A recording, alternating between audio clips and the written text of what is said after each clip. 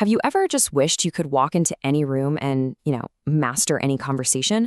Well, today we are going to dive into some incredibly simple but really powerful frameworks that can totally transform your communication skills. Let's jump right in. Ah, you know the feeling, right? That dreaded, awkward silence. The conversation just dies. And you can feel that panic setting in while you're scrambling for anything to say. It's a universal fear, for sure. But what if I told you it's actually completely preventable? It's funny how we dismiss small talk, right? Like it's just fluff. But get this. A study from the University of Oxford found that a whopping 55% of our relationships, both professional and personal, are actually formed in those little moments. So yeah, the stakes for getting this right are pretty high. All right, so here's our game plan. We're going to tackle 5 key things. First, the small talk challenge. Then, how to stop getting interrupted. After that, building rapport instantly. We'll also get into your true voice and image. And finally, how to flip that confidence switch. Okay, first up, the small talk challenge. Let's give you the tools so you never run out of things to say again. The secret here is having a mental model ready to go. And that's where the 3-2-1 framework comes in. It's so simple. Let's say someone asks you about a topic you know well, like personal branding. Instead of rambling, you just structure your answer. You can offer 3 steps to get started, explain the 2 types of brands, personal and corporate, and then share the one most important thing, which is probably consistency. Bam, you sound clear, you sound concise, and you sound like you really know your stuff. But what if you want to go deeper? Get past the boring surface level stuff. That's where the Ford method comes in. Think of it like a little acronym that acts as your compass, guiding you toward much more meaningful conversations.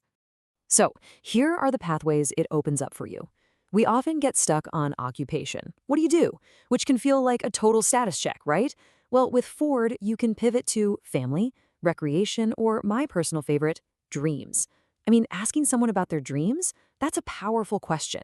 It opens up a whole different, way more human level of connection. All right, let's move on to our next challenge, which is a big one for a lot of people. The sheer frustration of being interrupted all the time. We're going to see how this is actually less about other people being rude and way more about how you command the floor. So the real issue here, a lot of the time, is low presence, both vocally and physically. Think about it. If you're speaking in a quiet voice with these small, contained gestures, you're basically sending a subconscious signal that says, hey, I'm easy to interrupt. But on the flip side, when you project your voice and use more expansive gestures, it becomes so much harder for someone to just cut it. You're physically and vocally taking up space. And here are 3 super simple tactics you can use literally today. First, if you're in a meeting, just stand up when you speak. Your physical presence immediately gets more attention. Second, if you know you're talking to a chronic interrupter, prime the conversation. Just say something like, hey, give me 2 minutes to get this idea out, and then I'd love your input. And third, if they still cut you off, you politely reclaim your land.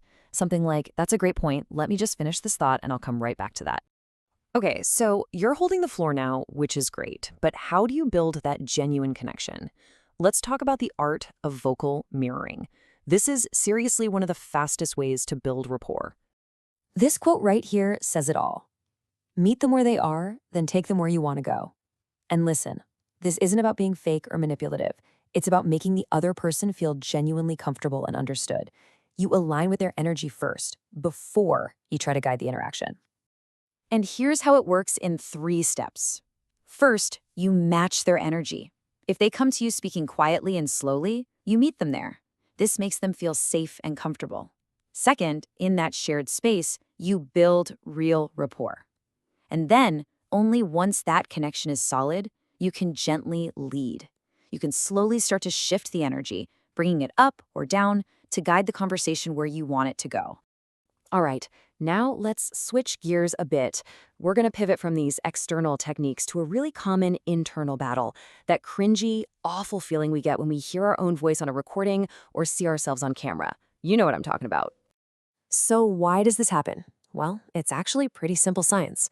When you speak, you're hearing your own voice through the vibrations in your bones and muscles. That makes it sound deeper, more resonant to you. But everyone else, they just hear it traveling through the air, which makes it sound higher pitched. That recording? Well, that's what you actually sound like to the rest of the world. And you know what? It's the exact same reason a photo of you can look weird. Your whole life, you've gotten used to seeing a flipped, mirror image of yourself. A camera shows you the non-reversed version, the one everybody else sees every day. It's not that it's bad, it's just unfamiliar, and that's what feels off.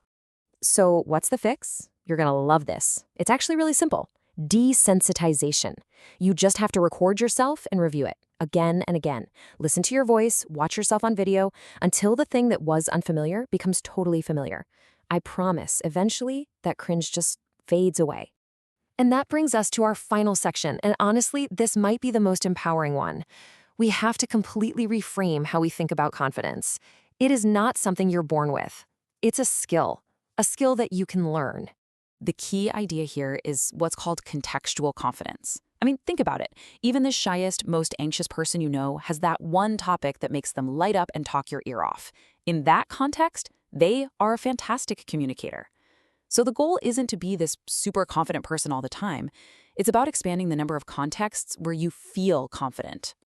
And this totally applies to the whole introvert versus extrovert thing. It's not about skill level, it's about energy. An introvert loses energy from social interaction, while an extrovert gains it.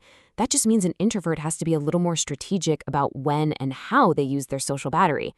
Both can be absolutely brilliant communicators. And just remember this, you don't need some massive personality transplant.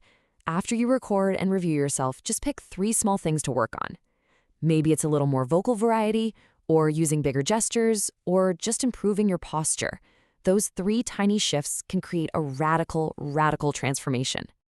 I love this metaphor. Communication is like a car with multiple gears. But the thing is, most people only ever use one. They have one style, one gear for every single situation. A true master of communication, though, has multiple gears and knows exactly when to shift between them. So as we wrap this up, the question isn't if you can change, it's about how you're going to start. Are you going to work on your vocal presence, try out the Ford method, or maybe just stand up in your next meeting?